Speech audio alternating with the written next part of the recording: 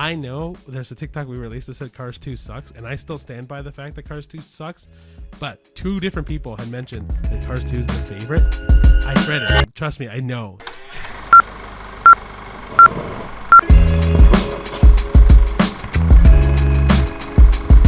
Hi, everybody. Hello. Welcome to the A-List Admission, the newest episode of Yeah. the A-List Admission.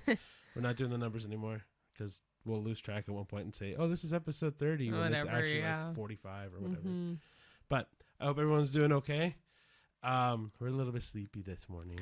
Yeah, I'm sorry. It's not your I'm like fault. a little sleepy, a little flummy. Like, Yeah. I don't know what. Last night we went to go take a nap and then we just woke up at almost 4 a.m. both of us. So yeah. That's okay. We'll make it work. happens. Yeah. Anyway, I'm trying to think. Oh yeah. So today is our Oscars episode, but of course we're gonna review 2 movies beforehand. Simple kind of movies. Actually, I really like the one movie for sure. Yeah. Oh yeah. Yeah. But the first movie we watched this week was Mickey 17. Second movie was Night of the Zoopocalypse. Yes. Very different from each other. Oh, very, but- very. Well, one's a kids animated movie. The other one is very much sci-fi. I'm most excited for the latter half of the episode. The So- Oscars. Cheyenne is a big Oscar buff. Yeah, big Oscars fan, but that's the essence of this episode today. So like, little movie reviews and then the big chunk. Well, I mean, hey, people come and watch our movie reviews anyway. But then and then I'm gonna say something later, like at the very end about something about this podcast and the podcast going forward. But yeah. Okay. Anyway, so let's go right into the movie reviews. Sorry, give us 1 second. All right. You want to do Mickey 17? I'll do Night of the Zoopocalypse. Doesn't matter. I know you really like Mickey 17. Go for it. I'll let you do Mickey 17. All right. So, Mickey 17. It is a movie by I think it's Bong Joon-ho, or I don't know how to if his Bong name Joon-ho. Joon-ho. Anyway, he directed Parasite. If anyone has ever seen that, it's an excellent Korean foreign film. Really, really good movie. Yeah, it's phenomenal. Yeah. So he directed this movie, Mickey 17. It's based on Mickey 7, which is a novel by Edward Ashton. And the story follows Mickey Barnes, who is Robert Pattinson, who we both love. Oh, he's phenomenal. And he did a great job in this movie. But he's essentially what's known as an expendable. So he is made to help colonize the icy planet of Niflheim. And as an expendable, he has to do things that like normal humans wouldn't want to do. He does some like perilous tasks. He does dangerous stuff. And if he dies, he is a clone. So he gets recloned, but his next clone will have the memories from the previous clone intact. So hence Mickey 17 is the 17th clone of Mickey Barnes.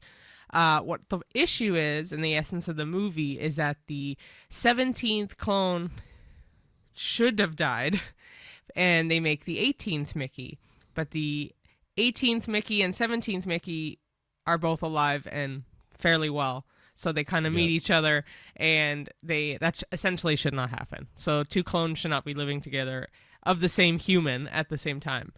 It leads to a lot of like existential conflict, a lot of like ethical dilemmas and stuff like that. So it's an excellent movie. It's ironically 2 hours and 17 minutes long. Oh, yeah. It also has Toni Collette, it has Mark Ruffalo, has Steven Yeun, which I know you love. He's the voice of the main character in Invincible, but I know him from Glenn as The Walking Dead. Right. And then Naomi Aki is also in it. But Yeah. those are like the main cast and the main essence of the movie. But I thought it was great. I really like science fiction anyway. We both do.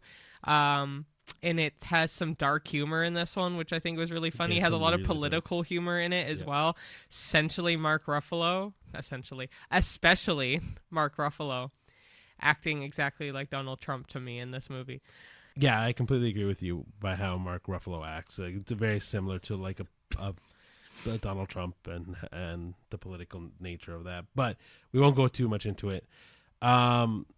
Yeah, I just think that Robert Pattinson absolutely steals this show. Like the lead that he does in this is just like, especially because he plays 2 different versions of himself. They're very so different from each other too. Exactly, right? And they're so different that you can really see him stretch out his acting, right? And like being able to be a very shy, timid person to a very conceited person. It's just very well done. Trying to think of other things. Yeah, the story of this movie I thought was brilliant too, and especially him being printed over and over or cloned over and over again. I can imagine how much of a toll that takes on a person. But yeah, I think the story is brilliant. I think it was very engaging, very interesting, and something like, yeah, we've seen clones in other sci-fi stories before, or other stories in general before, or even like having the same character play two different parts before. This just felt so fresh and so new, and it's a great take on like I don't know, like there's so many parts of this science fiction story that you've seen before, where like even Alien, for in the same respect, right, where you get planets going to another planet to colonize that planet, but things go wrong, right? Yeah, I think it was fantastic. I think the Mark Ruffalo and Toni Collette's characters were like the funniest too. Yeah, because of them being so like obsessed with each other, but also like thinking they're the bee's knees. I don't know. They were just really funny. Yeah, they were very interesting as characters. Like the entire time, I kept thinking, "Wow, if these people really existed in real life, I don't know how I could like stomach them being." 100%. It's just anyway. Just so I'll give my quick review then. Like, rating? Yeah, rating. That's what I meant to say. So mine, honestly, and I mean this seriously, I think I'm going into like 9 territory. Like I think this is like at least I'll at least give it an 8.5 because this is brilliant. I'll give it an 8. I think this is. I think so. I told this to Cheyenne as we left the movie. This might be one of my favorite movies. This might be my best movie of the year. Yeah, no, not me. I know you have. I know Better Men is really good as well, but that's winning right now for me anyway. But yeah, this is an 8, solid 8 for me. Yeah, I don't know. This is really up there. I'm gonna say 8.5 for now, but I might change that by the end of the year. Okay, because you can always change it now.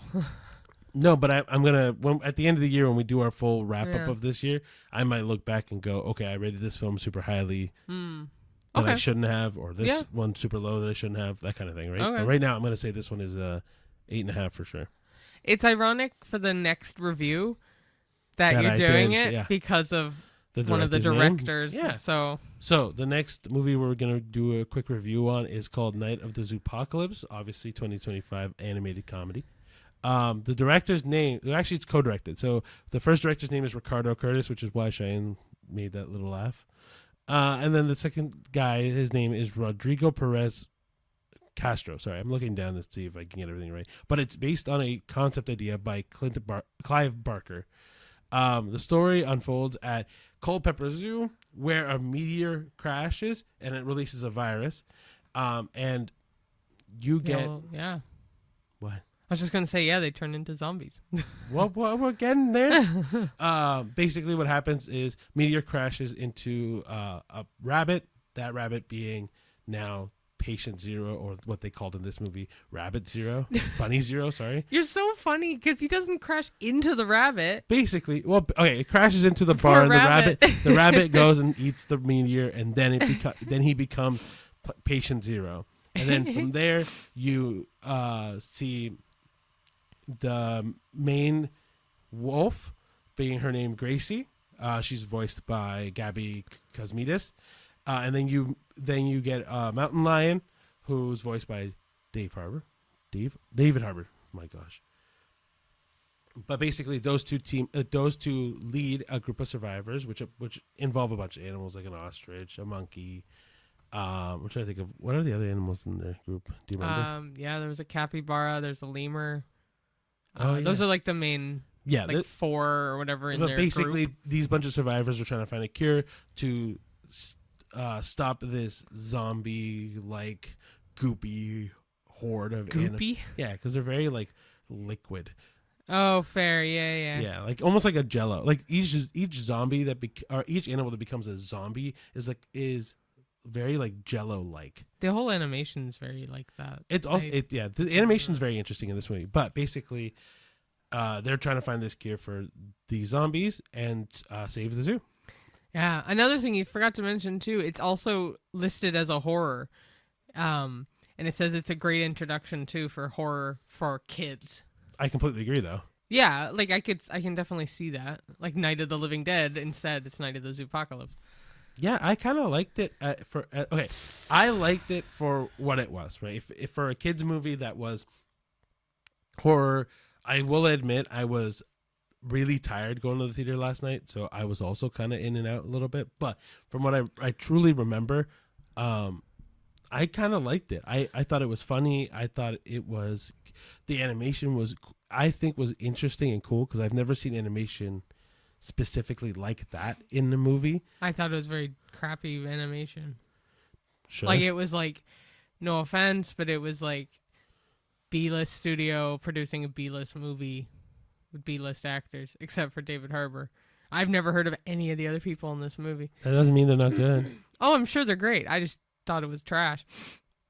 I don't think it's trash. I actually thought it was. Okay. Don't get me wrong. I don't think this is going to be even the 7 on my list, but I don't think it's trash by any means. Okay, I did not like it. I have my rating in my head, but for the movie I did not like it. I thought I have such a bad. I think every animated we've only seen like maybe 2, Dogman and this.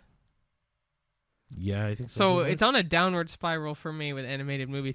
But my problem is I have such a high pedestal of movies for animation that I look on in comparison for kids' movies. This didn't cut it in the slightest. Again, I think maybe it's had something to do that it was a lesser-known studio producing this. I didn't think the animation was up to par. I thought it was a very crappy animation. I did not like it. It's an easy 4 for me. Yeah, see, this is a 6 for me. Yeah, no, I would actually give it lower, but I'm being kind enough to say 4. So the reason why I'm giving it a 6, truly though, is like the animation reminds me so much of the newer kind of animation that's coming out now. Like, if we take the Teenage Mutant Ninja Turtles movie that is recently, not like that. The difference being is that this is more the dimensions of the characters are different, right? So like you still get this like very like kiddish comic booky kind of style. That is not comic booky style, this movie. I don't know. This movie for me personally, this movie is a different type of animation that I have not seen where they've exaggerated certain features. Sure, I'm not going to sit here and tell you every character that was in there I liked the look of, but I still think that the animation style was cool. It's the same animation vibe as VeggieTales for me, and I love VeggieTales, but that is really crappy animation. I disagree. That's great. I am just saying it's crappy animation, and I think it's along the same line as this. But I do like VeggieTales. Night of the Zoopocalypse I didn't like. Yeah, but I also don't think saying that the actors are like, oh, I've never heard of them. I know you said that. No, I'm just calling them B-list actors because it's a B-list movie for me. That's fair. The whole thing about it. I don't know. I honestly think this is slept on. I think that like this will be. It's also, I think, purely Canadian, which is another. Like, I get that that's the essence of movies, but I think that also, I don't know. I think Canadian-made movies aren't as great as they could be. I completely disagree with you. That's fine. I think a lot of Canadian-made movies are good, or Canadian-made shows are really good. Mm-hmm. I like the Red Green Show. Sure, but like I'm just trying to say, like, just because something is Canadian, because like think about it. Oh no, I could say that about, I don't know, France or the States or whatever. Like it just because it's a blank movie. But you literally just said because it's Canadian. Really I know. But it also, this wasn't released in the States as far as I know. That doesn't matter. No, I'm just saying. If it was a worldwide release or a North American release, I find that the animation's better. I disagree. Okay. Because I've also seen some really badly animated movies. Like, think about Dogman. We did not like Dogman. That was a worldwide release. I liked the animation in that, though. I did not like the animation. That one is, I will argue that it's closer to the comic book style. Yes. But I will, at the same time, say this story was 10 times better than that Dogman. Yeah, I didn't like either of them. I don't know. Dogman's, I felt very, very, like if I'm comparing him based on the movies that we've seen this year in particular, Sure. like Dogman felt the story was so thrown together. It didn't feel like I didn't understand most of it. I didn't think it was as funny as it was trying to get to. This one I thought was funnier. This one I thought was the story was at least a little bit more interesting. Right. Mhm. Even there's a character that's in there that's a pygmy hippo. I thought she was cute and adorable and funny. But that's what I mean. Like I think that in here I can pick out characters that I liked. I can pick out how even the lesson of the movie I thought was a lot more fleshed out. I don't know. I'm trying to remember the pygmy hippo. It's a little pygmy hippo with little bit like big eyes. Oh yeah. Okay. I thought she was cute as hell. But yeah. Yeah. I don't know. I think this movie's better. Personally. Okay. Great. Cool. Okay. So after that hot debate, Hot goss. hot goss. If I really or hot tea. Hot tea, If yeah, I yeah. really want to change my rating for Night of the Zoopocalypse, I will later. For now, I'm leaving it at a 4. I don't want to be too mean, but Well- I also want to be a real rating. Fuck it. I'd give it closer to a 2 than a 4. Okay, so like I told Cheyenne when we did Mickey 17, I will give my proper rating at the end of the year when we go through every movie that we've seen and all Exactly. that stuff. Cheyenne's rating for Night of the Zoopocalypse might increase. It may might decrease. go. You never know. I currently changing it to a 2. So- it may go to 2.5. We'll see. It may go to a 5 at the end of the year. You never know. That's considering my original rating was a 4. I doubt it's gonna go up. But So- anyway, So mine is a 6. So if Okay. because we're competing, Cheyenne doesn't think it's any good. I truly think it's good. So your ball. Like if you think that I'm more right than Cheyenne, so be it. But Yeah. I will say the animation is just a little bit weird. Yeah. Cool. All right, Oscar time. hey, okay. So the Oscars were on March 2nd. So obviously that is on a Sunday. We usually film on Saturdays. So we had mentioned that today would have been the day to do the Oscar review or like talk about the Oscars. Yeah. So sorry, we're a week and like 3 days behind. But it had to do with the timing of our filming Yeah. schedule. So yeah. Anyway, it took place at the Dolby Theater again. like I don't know if it's consistently Dolby Theater. It has been for the last little while. I think the only time it changed might have been the pandemic, but I think it's been in maybe a couple different but places. like always, if me and Cheyenne screw up anything along this path, it's up on the screen in text. Yeah. Anyway, Conan O'Brien hosted. Actually, thought he did a really good job. But he was funny, but he was very professional. Like it. Obviously, he does his roast, or like all the hosts do their roast for the people in the audience. But I thought he did a really good job with that too. So apart from this, I fucking love Conan O'Brien. I think he's I know. funny. I think he's engaging. I also think he was very taboo this time too. Like him going, "Oh, we're halfway through the show. Now it's time for me to call Drake a pedophile." Oh yeah, no, like I thought stuff it was like that. great. It was really some of the stuff he threw out was really funny. So yeah, if you don't really know what the Oscars are, they are a ceremony that takes place every year that showcases outstanding achievements in film, whether it's cinematography, sound editing, sound mixing, song scores, pictures, and then people all part of it. It's a great way to celebrate all the behind the scenes people as well that make the movie what it is you see on the screen. So when it's the 2025 Oscars, it's everything in 2024. There you go. So Yeah. I was worried Cheyenne missed the part, so I was getting ready, but no, she got it. She got it. I love the Oscars. I've tried to watch them every year that I've known to watch them. I got to see like Leo DiCaprio's first time ever winning an that Oscar was for great. The Revenant. Oh my goodness. Or like Colin Firth when he won for the King's Speech. Little moments like that. I remember my mom and I getting so excited for that too. Just I feel like it's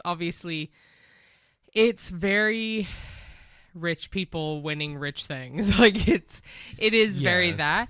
But out of all the Especially Oscar, this year. out of all the award ceremonies, I like the Oscars the best. I agree. Although I do like the Golden Globes as well because that one covers movies and TV, which I like. Mhm. But yeah, there were some very notable highlights for this one. There's also almost an EGOT, but whatever. Anyway, Yeah. Cynthia Erivo was so close. Anyway, so the first notable highlight is Latvia won their first Oscar, which is awesome because anytime a whole country can finally win one Oscar or win an award means that you can tell that film is expanding outwards. Yep. And so they won for the animated movie Flow. Yep. They won for Best Animated Feature Film, which is amazing. Yeah. The movie called Anora, which we actually haven't watched, and I don't even know where to watch it. That's the other thing. We are going to watch it because especially because of the Oscars too. Yeah, but that was the big winner of the night. It won 5 awards, including Best Picture, Best Director, Best Actress as well. Mickey Madison, is it? Mickey Madison is the actress. Yeah. She won. Sean Baker won for Best Director, which we'll get into him a little later too. Yes. Loved him and one of his speeches, but Adrian Brody also won again, second time around, for The Brutalist for Best Actor. Funny enough, both movies he has won Best Actor for, they're all like The Blank. Oh, The Pianist and then The Brutalist. This is the one award of the night I was not happy with. Why? I don't think he deserved it. We haven't seen the movie. True, but knowing that we'll get into it when we talk about best actor later. Okay. But yeah. Okay. Well, anyway, Zoe Saldana, which I've always said Zoe Saldana, but apparently it's Saldana. Yeah, she won Best Actress, and she's the first woman of Dominican origin to win for Best Actress, or to win an Oscar, actually. But she won for her role in Emilia Perez, which also haven't seen, but I've heard it's great. Yep. And then the last one was Paul Tazwell won Best Costume Design for his work on Wicked, and he was the first black man to ever win that award specifically. Yeah, I thought that was awesome. And obviously me and Shane have seen Wicked, and we thought that set was absolutely gorgeous. Yeah, but it was for costumes, sorry, not my for bad. set. Yeah, but sorry, I'm getting mixed up. But yeah, no, but I thought all the costumes were really cool too. The costumes were great. Yep. They were very, very well done, and they're very gave me vibes of like Marie Antoinette style with like the outlandish flamboyant-y kind of vibe. Yeah, I don't know. I just everything to me just read Oz, like it from head to toe. It felt like each of their costumes was like perfectly made for that, right? Yeah. Cool. So now we'll go over some of the winners. Oh, before we do, my bad. We'll talk about the tribute to Gene Hackman and the ones the people that had passed away, because obviously Gene Hackman passed away really, really recently, and Morgan Freeman gave a beautiful speech in homage to him. Yeah, because they were friends, but it's so sad to think that, like, how he has passed, like, the circumstances surrounding his passing. It's so sad. Yeah. Him and his wife and his dog, like, it's just very interesting and sad. But, yeah, they also paid tribute to Maggie Smith, too. And I know that they missed out on a couple people as well on the award, or on the actual, like, in memoriam section. Oh, did they? Yeah. So, like, one woman that had passed away, I don't remember her name. I'll put it up on screen. They did this last year, too. They missed a bunch of people. Yeah. Well, they missed, I know her last name is Daughtry from, it's not Gossip Girl, is it? No, I can't. Her name starts with an S. Again, all the names that I'm currently blanking on. Well, I'll put it up on the screen on the YouTube, but, yeah, so the one woman was on that I know her from was 17 Again, was the daughter. I've never seen 17 Again, so. Yeah, and then that she didn't get put on there, and I think she died before Gene Hackman died. Oh. And then no, I was gonna say Michelle Trachtenberg, but she died. I think that's it. I think you nailed it. Did she die before Gene Hackman? I'm pretty sure. Okay, because she was in like Ice Princess. Like she was 39? Yeah. Okay, Michelle Trachtenberg. I didn't realize they didn't have her in there. At all. I thought she died after the ceremony. That's why. No, she died before the ceremony. I'm pretty sure she died before Gene Hackman, if not like really close. So that sucks that they didn't have her in it. The thing I preferred this year than last year was if you had watched the Oscars last year in the in memoriam section, for whatever freaking reason, they put like 100 names in a bubble. Do you remember this? Yeah. And it had, instead of like showing the person their name and like what they were known for, they just put like 100 names in this big circle with no pictures, no nothing, just the Yeah. other people, like they were tossed aside, and I thought that was very heinous. I hated that. Oh, we also talked about how we didn't like the music at all for the in memoriam section. Oh, I don't remember what it was now, but it was. Da, da, da, da, da, da. I can't remember. Oh, it was very Dun, dun. like fight Dun, music. dun, Like dun, dun. Yeah, it was very weird. it was Yeah. giving like Star Wars Darth Vader music. Like it was not. Yeah. Da, da, da, da, da, da. Yeah. Like yeah. Anyway. Yeah, the in memoriam section, as much as I understand, like, it always gets one of the biggest criticisms every year Yeah. because they always either miss a few people that they should have put in, or they do it wrong, or the music sucks, or I don't know. It always ends up being a mess. Yeah. What I think is that they should have made that part one of the longer parts, What? the in memoriam section. Mm. Because I find, like, for example, this year they did a whole James Bond thing, Yeah. and there's no new James Bond movie announced. No one from James Bond was in. It was the 50th anniversary, I think. Sure, but like, That's there's why. sure, but they could have made that a whole heck of a lot shorter. Yeah. But yeah, I don't know. I felt like the whole James Bond thing was way too long for what it needed. It could have been like one major song from James Bond, and that's it. And They moved could on. have also done, because I think the reason why, usually for best original song or best song, they have their performances of every song. They didn't do that this Yeah, year. I missed that. I No, wanted that. yeah, they didn't do that. So I'm wondering if that was to like fill the gap. But No, but then they could have. So for me, make the in memoriam longer, make that part shorter, and then they could have played the music all night. yeah, No, maybe they did and they just didn't tell us. I don't think they did, but I don't remember. Anyway, let's go into the winners. Okay, My bad, so sorry. no, it's okay. We'll go into the list of winners. Do you want to go back and forth? Yeah. So okay, so best picture was Anora. Which, no surprise. Like, Anora won basically everything. Mhm. The best director was Sean Baker for Anora. Yep. Best actor was Adrian Brody for The Brutalist. Best actress was Mikey Madison for Anora. Best supporting actor, which I was really happy for, was Kieran Culkin for A Real Pain. I'm so happy he won. Me too. Best supporting actress, Cheyenne already said, was Zoe Saldana for Amelia Perez. Yep. Best original screenplay again was Sean Baker for Anora. Best adapted screenplay was Conclave. Sorry. Best international feature film was I'm Still Here, which was the Brazilian one that took the cake today, or in the ceremony. Took the cake today. Best animated feature, which we've already mentioned, for Latvia was Flow, which we haven't seen. And also, I thought was really cool was I was telling Ricky this. They filmed it or created that movie on a free website, and I can't remember the name of the website now. Something with a B, I believe. But anyway, I know you can add that. Blender. They took it. They did it on a free open source software called Blender, and it was just a small team of like 4 or 5 people that made that movie. So I really loved the fact that they did that way. This is also the third year in a row that Disney has not won anything. Oh, or DreamWorks? Or has DreamWorks won? No, I don't know if DreamWorks won the last couple, but I know for a fact, like, this year was, what, Inside Out 2? Yeah. Last year was something else, and then the other one was... Maybe they're boycotting Elemental. Disney. I don't know if they're boycotting Disney. I just don't think Disney's game was as good. I don't know. But But anyway, anyway. best documentary was No Other Land. Best cinematography was Lowell Crowley for The Brutalist. Yeah, I think it was Lowell Crawley. Crawley, my bad, But I think his name is Laurie, but his nickname is LOL. which is great. Yeah. Anyway, best film editing again, Sean Baker for Anora. And actually, so I think you had said that Anora was nominated 6 times. It won 5. Yeah. But I think anything that was specific to Sean Baker's name won. Yeah, he won 4. Him himself won 4. What's that for? Okay. Yeah, director, screenplay, editing. And then we'll get to the next one, I guess. Oh, and then best picture. Oh. Yeah.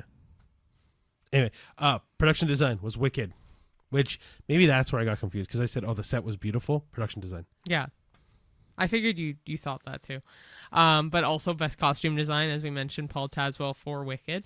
Best makeup and hairstyling was The Substance, which, if anybody's seen it, holy cow, that deserved that win. Yeah, the makeup for sure. And Demi Really? Moore was nominated as well for her Best role actress. in that. Yeah. Yeah. Best visual Apex. Apex. Best visual effects was Dune Part 2. And with that, best sound was also Dune Part 2. And then best original score was The Brutalist. And best original song was El Mal for Amelia Perez. Yeah. Cool. That's all the winners. But I think we probably missed something in there. I feel like we missed something in there. Yeah, maybe. Oh, well, okay, we can talk about the EGOT. So Perfect. Cynthia Erivo was nominated for Best Actress. Mm-hmm. Ariana was too, though. Were they Best both? supporting actress. Was supporting. Okay, I thought so. Anyway, Cynthia Erivo has an Emmy, a Grammy, and a Tony. She just needs the Oscar. So she did not get it because, as we said, Mikey Madison for Nora got it. But she was nominated. So she was almost an EGOT. I think there's only, 8 or 9 EGOT winners? Or maybe... No, we looked this up. There's 21. Oh, there's 21. Never mind. Like, for example, a big EGOT winner that was there at the Oscars was, what's his name? Oh my gosh, why is it? Elton John. Oh, Elton John. Yeah, I knew he was there. Yeah. Also, fun fact, side note, at an Oscars after party, he hosted, he sang Pink Pony Club with Chappell Roan on stage. Ooh, I would have loved to see that. It's on online on videos and social media I'm gonna look that up websites. after. So cool. it was apparently, I think it was his Oscars after party, and he's sitting on a chair and Chappell Roan comes out and starts singing, and he dead ass gets up and starts singing the chorus and stuff. It was great. Oh, that's brilliant. Yeah, I just thought of that. Anyway, Speaking of singing. Yeah, speaking of singing, Cynthia and Ariana Grande did Defying Gravity together on stage, which was amazing, and their outfits were gorgeous. And I thought that was beautiful. Yeah, beautiful way to start it off. Yeah, they really kicked it off. You always forget how good Cynthia Erivo is at singing. Yeah. And then when she I will say Defying Gravity for her has if you didn't know who Cynthia Erivo was or how good she was at singing before, you know now.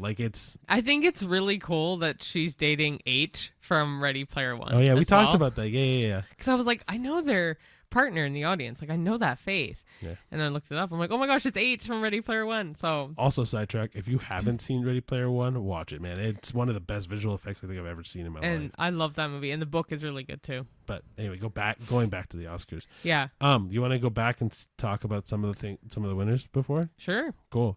So give us 2 seconds. We're scrolling back. All right, there we go. All right. So do you want to talk Best Picture first? If you want to, sure. There's not much to talk about. Well, I mean, okay. So Nora won, obviously, but A Complete Unknown was also nominated. Conclave was also nominated.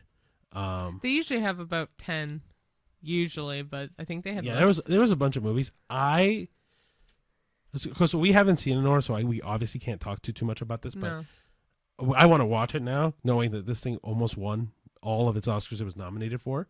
Mm-hmm. I think I feel. Maybe this is more for my Best Actor section, but I do feel really bad that Timothy didn't win. Because oh man, Timothée Chalamet, I was so upset he didn't win. Actually, all right, let's skip the Best Actor. So he was obviously nominated for Best Actor with Ralph Fiennes as well for Conclave, and I think both of them deserved that Oscar more than Adrian Brody did. I again can't say he did or didn't because I have not seen the movie. So. He might have been absolutely fantastic. We don't know. But to me, this is the big thing that has killed me in terms of because I know this is the one thing I know. And when we talked about possibly watching The Brutalist before during this year, was he couldn't do the English accent enough, so they used AI to help him do it. English really? Accent. Yes. That's what I heard. Okay. So the fact that the guy who couldn't do an accent won an Oscar when Timothée Chalamet, for example, took 5 years to prep, sing, learn all of it, and then didn't win, blows my mind. See, I didn't know that. That's fair. But I found that out, right? And so for me, if you have to use a computer to help you, you don't deserve it. I knew there was some AI scandal. I didn't know what it was for. So AI was in The Brutalist. AI was used to fill in paintings on a museum, which isn't the craziest thing, but also bothers me because they didn't want to pay for a proper painting on a wall, right? For me, if you can spend even if you can pay a rookie artist $100, $200, whatever, pop it on the screen on the screen, you at least give that person some visibility. But no, they used AI instead. And then two, I know it's Adrian Brody but I'm pretty sure there's more that could not do certain accents, and so they used AI to assist them in doing those accents. Oh. Which is crazy to me, because I'm like, and I found this out too because, for example, when the next Avatar movie comes out, Avatar Fire and Ash, I'm pretty sure it's called. The one thing that James Cameron is putting at the beginning of his movie is that this movie was not made with the assistance of AI. Which I'm glad. But he's doing that because of The Brutalist. The Brutalist has put AI into their movies now. Right? And it won. The main actor won who used AI, which is bullshit to me.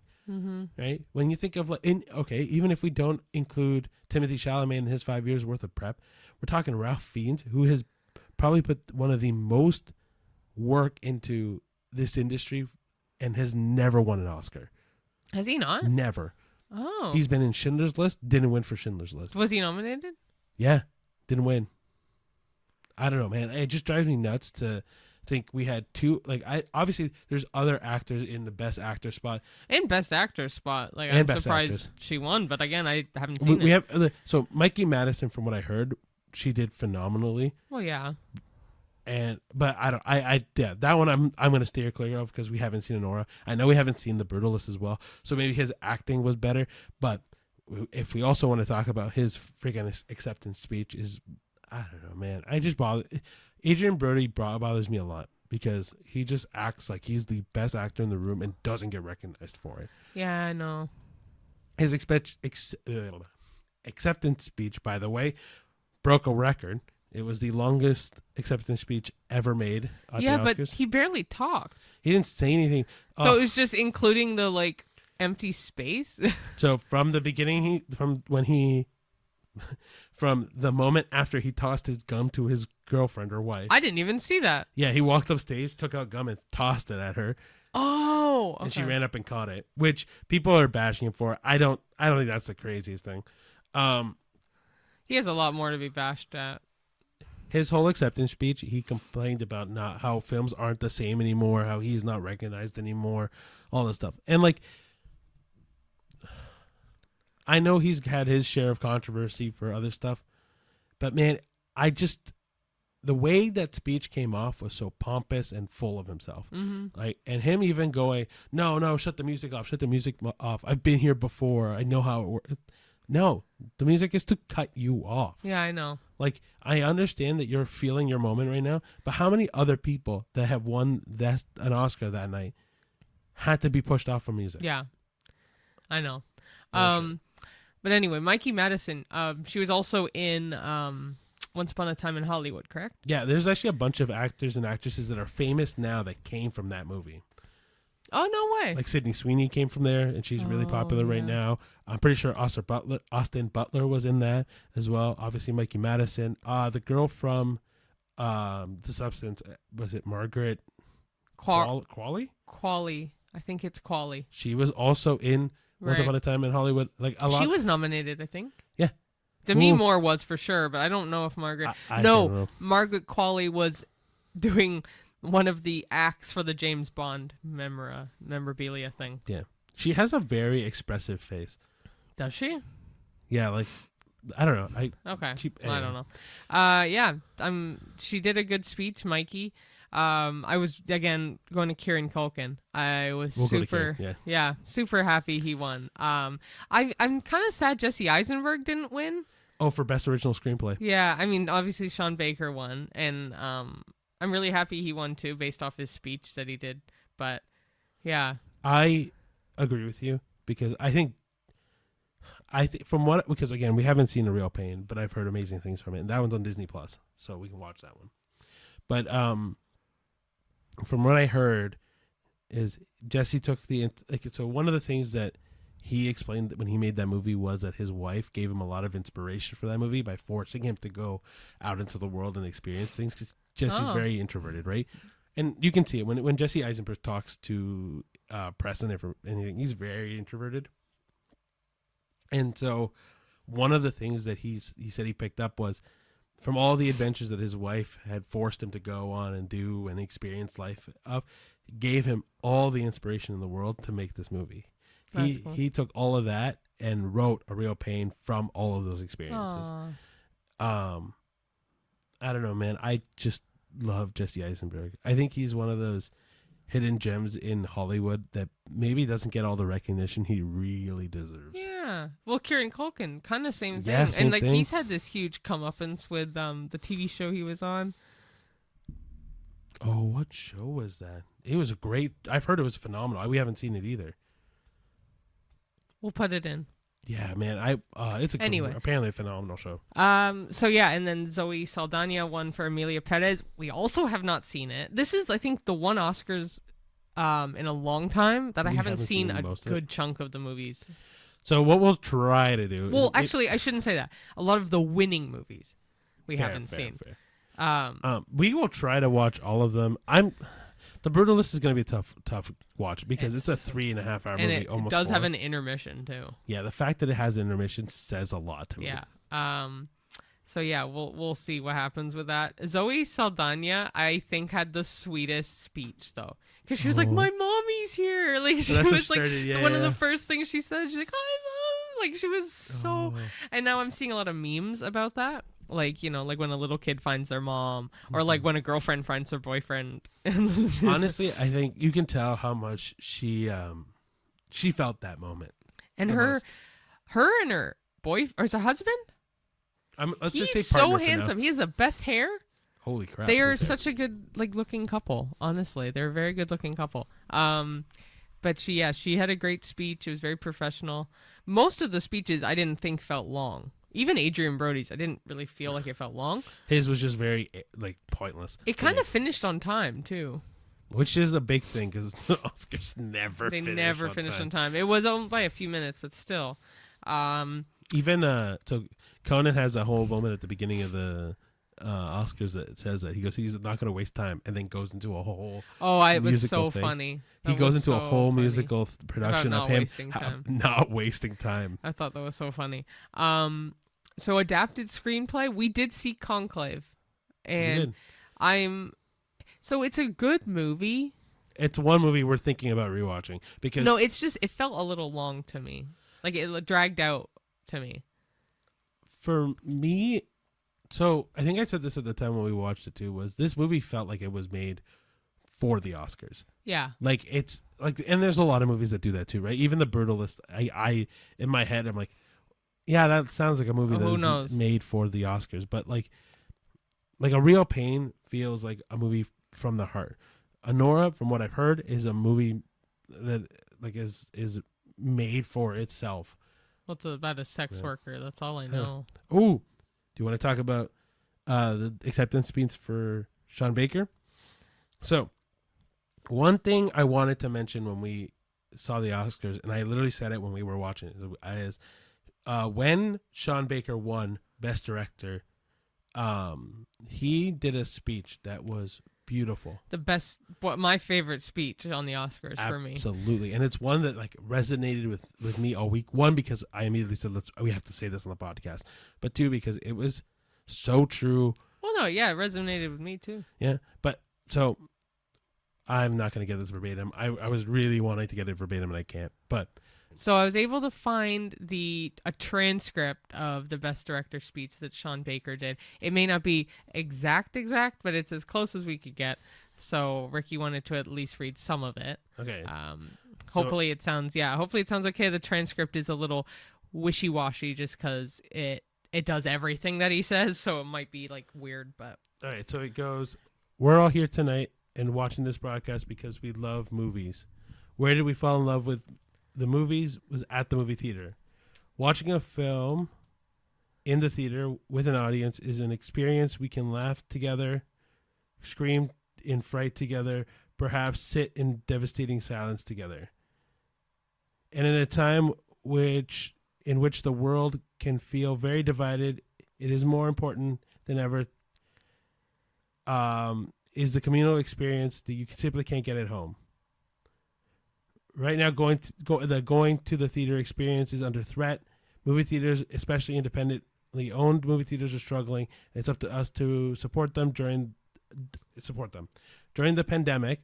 They lost about 1,000 screens across the U.S., and we continue to lose them regularly. If we don't reverse this trend, we'll be losing a vital part of our culture. This is Sean Baker's battle cry. Filmmakers, keep making films for the big screen.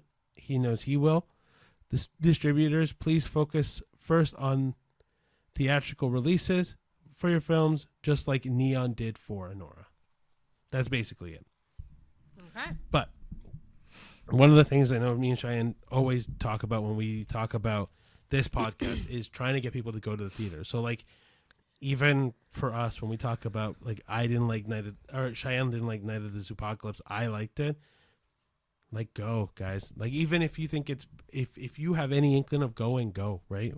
Yeah, support the theaters. Like, independent ones, unfortunately, we don't really have many. There's 2 that I can think of in our area that are still running really well, and they still get very busy, which is great. But if you have independent, locally owned theaters, go to see a movie there. Just go. Absolutely.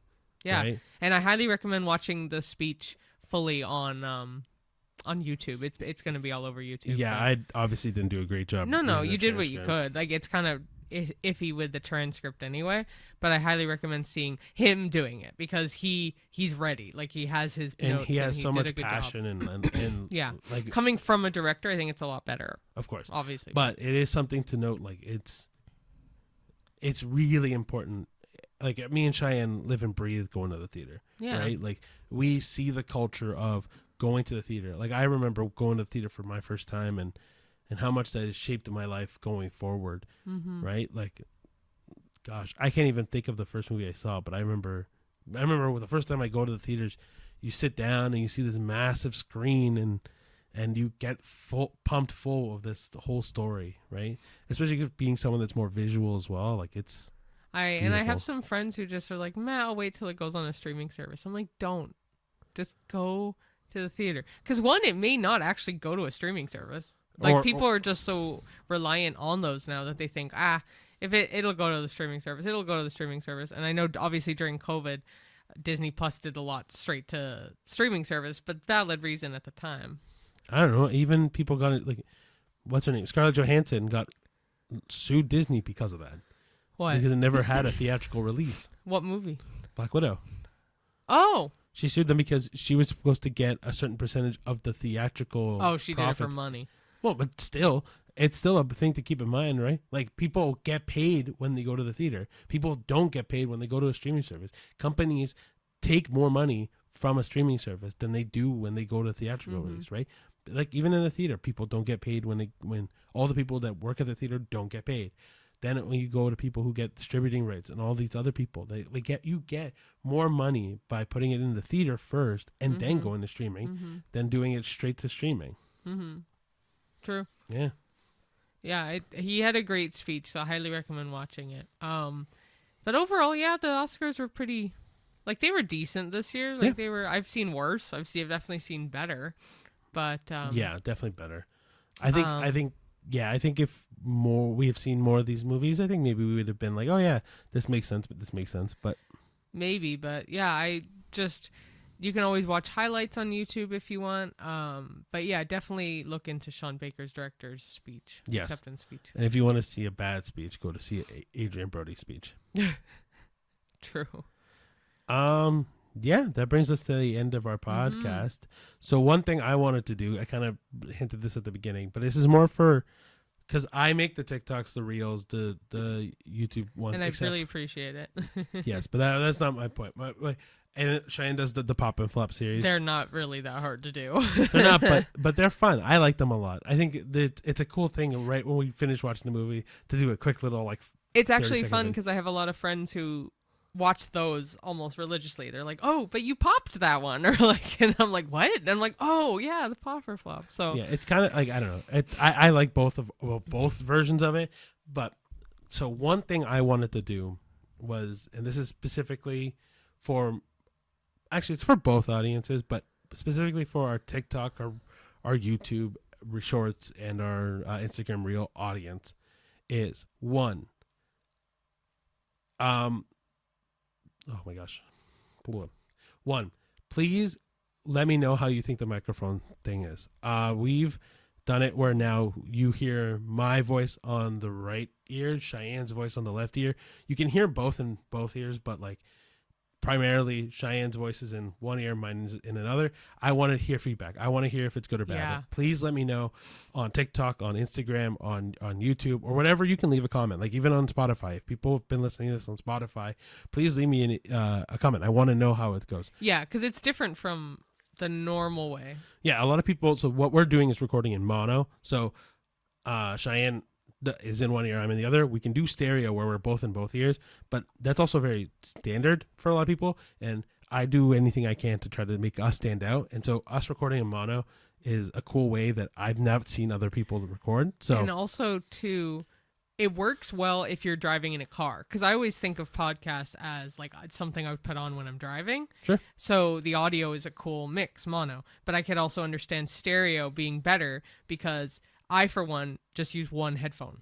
Like when I'm using earbuds, I really only use one because I also have piercings that kind of block me to do a second one. So that one, it gets a little tricky. So I see both ends. Right. So please let us know. 2, this one is primarily for our TikTok and short form video audience is follow us on YouTube, man, or on Spotify. Please. Like I put a lot of time into our YouTube videos. I'm not saying that like that deserves you to follow, but I also truly think you're missing. Like, I know there's some people that don't have the patience to sit down and watch an hour-long video, and I there is understand. a pause. You can always come back to it. Of course, and that's kind of like even for me when I listen to podcasts, there's no way I can sit down and listen to all of it in one shot. So, but please, like if you have a chance, even if you like the reels or if you like the shorts or the TikToks, come and just give us a follow on our YouTube. Support us in that way, right? Or likes work great. Yeah, like shares on Spotify. Rate us 5 stars, or if you like us. If not, please tell us what we can do or rate better. us just in general. Exactly, and then we can know the feedback. Yeah, and then honestly, guys, just like we said, go to the theater. Go to the theater, and also these are just our opinions. Especially when it comes, obviously the Oscar one, definitely our opinions, especially Ricky's with Adrian Brody. Yeah. But no, with the movie reviews, these are just our opinions. You might have your own opinion, and that's fine. You will have your own opinion. That is totally okay. You may love Night of the Zoopocalypse and think it's one of your new favorites. That's great. And I want you to have that experience by going to the theater and seeing it in person for yourself. Like even the movies that we hate, hey, it might, like Cheyenne said, it might be your favorite movie of all time. Yeah. Yeah, and you might be apprehensive to see a movie at all, whether it is a streaming service or in the theater, like Better Man. We were like, meh, and look how it turned out for us. We keep mentioning it. And I will keep mentioning it throughout the year, time and time again. Hopefully it gains some popularity eventually. I really hope so. It did get nominated for something. So, yeah, I guess that's a 2024 movie, but fuck it. We put it in our 2025 list. Because we saw it in 2025. In 2025. It may have been like, so certain movies had certain releases based on its country. Yeah. So it may have just gone by that. Yeah. Anyway, so that's kind of what I wanted to say for TikTok audience was because, hey, follow us on YouTube or Spotify or whatever. 2, let us know how the microphones are doing. And 3, it's just our opinion, guys. And please go to the theater. Yeah. And I really do appreciate all of Ricky's time with all the editing because he knows I have not really good attention span when it comes to that kind of thing. Very ADHD with that. So I really appreciate you doing all that work, genuinely, because it's a lot. And I know I couldn't do it. So I appreciate you taking the time. Thank you. But so little behind the scenes thing. We record Saturdays. I spend my entire day on Sunday editing these videos because they're a long video, right? It's an hour long. Plus, and I work on Sundays usually at my job. Right. So and yeah, that's the other thing. Me and Cheyenne have our main jobs apart from this because this doesn't make us any money. So manifestation. Yes, let's hope by the end of this year we can start seeing some ad revenue, but we'll see. Yeah. But the idea is truly just to kind of get our voices out and show how much we love movies, because we do really love movies. And like as much as like this podcast is fun, it's truly just to kind of get people excited to go to the theater. And the amount of people we've had that's been like, oh, what do you recommend right now? And we're like, well, we've seen this, we've seen this, we've seen this, we've seen this, and they're like, wow, you've seen a lot of movies. And but we love what we do. And it's a passion project. And it's also on the more sentimental side of things. It's honestly me and Cheyenne's dates nights, right? Like I know we always spend every night together, which is one of the things I love about both of our jobs. But at the same time, every movie night for us is a date night. Whether it's at home watching a fan flick, which we will go back to next week, by the way. Yeah. So whether it's at home watching a fan flick or if it's at the theater, for us, it's our date night. Yeah, not intentionally. It's just like, oh yeah, okay, we're going to the movies. Like, and I know it's always with him. Yeah. Like, obviously we can go to the movies with our friends. I've gone with a couple of girlfriends and here I've gone alone even in the last couple and years. I've gone alone too, which I like too. But it's more fun with you. So yeah, right. So yes, that's on the more sentimental side. But if you don't have someone like a partner, alone. Go alone. I love going alone. Or force a friend to go with you, like or force a parent or a sibling. Yeah, or if you're a single parent, force your child to go with you. Well, they do have stars and strollers. Yeah, but that's if the child's a child, like a baby. Yeah. But I'm saying, like, if they're like even 8 years old and you want to go see Wicked, fuck it, take them to go see Wicked. Get a babysitter if they really don't want to go. Yeah. Anyway, yes, please follow us on Instagram, Threads, Facebook, YouTube, TikTok, Spotify, Apple Podcasts. See, it's hard to do this. I'm getting Follow us it. on all of I don't even know if I said fucking YouTube. Follow us on YouTube. That's the essence of what Ricky just said. Yeah, follow us on wherever you can follow us. We're actually terrible on Twitter and Threads, but so Threads, we do any reels that get posted on. Any popper flops that get posted on Instagram get posted to Threads. So there is some. I will upload. Okay, so I'm gonna try my best to keep updated with all of this. It's a lot. It's also just us two, and so and we have, like I said, we have other jobs, so we tried our best to keep up as best as we can. But yes, follow us on everything. That way we can kind of sense engagement. And we want also to hear your voices. So please. Leave us your favorite movie that we want to watch for our fan flicks. Leave us some opinions, what you think of the podcast. Leave us some hate comments. Fuck it, I don't care. Yeah, any kind of comments or something. Like there's something that keep us going. So we want to hear from you, our fans, even people that aren't fans of us yet. We want to hear people that are watching us at any degree. Yeah, and apologies in advance if we don't get to answering the comments right away. Or if we don't see the comments right away or answer them, period. It's not that we don't see it. I'm really bad with replying to stuff on social media specifically. And I don't use social media that much at all anyway. Yeah, but we appreciate the people watching. And also for fan flicks, if you do still have some, feel free to leave comments on really any of the videos. Please. That like, hey, you guys should watch blank. Like, go for it. Like, it doesn't have to be on the specific fan flick video that we had talked about. Just leave a comment in general. And we do see the comments. So we do see them, and you are heard and listened and valid. Like, for example, when we say it is our opinion about movies, I know there's a TikTok we released that said Cars 2 sucks, and I still stand by the fact that Cars 2 sucks. But 2 different people had mentioned that Cars 2 is their favorite. I read it. Trust me, I know.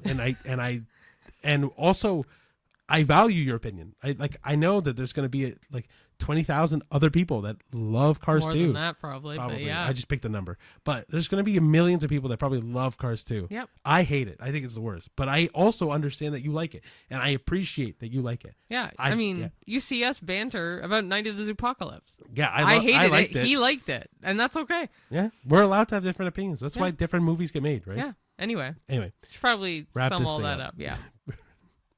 Anyway, guys, thank you so much for watching. Thank you for so much for sharing us around. Please tell your friends. Please tell your family. Please tell your coworkers. Please tell your pet. Please annoy your neighbors. Anybody. Please tell your pet Rocco. Talk to your mailman. I don't care. Anybody. But thank you so much for watching, and we will see you at the movies. See you there. Bye, guys.